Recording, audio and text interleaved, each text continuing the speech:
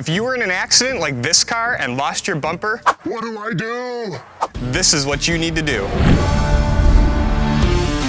Step 1, once you've been in an accident, is make sure all parties are safe and to assess the damage and see if you need to contact the local authorities. Yep, nobody's hurt here. Once you've determined if your car needs to see a body shop, contact your insurance company so they can let you know what the next steps are to get that first estimate written. Yes, hello, insurance?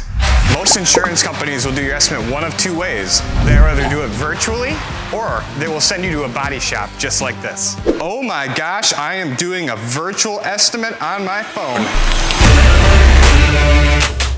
And after your estimate, you get to choose whether you actually get your car repaired or not.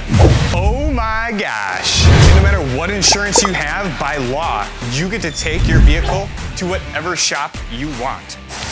So bring it to Soren's Ford. Now share this video with somebody who has not been in an accident yet, or you think they won't know what to do if they ever are in one.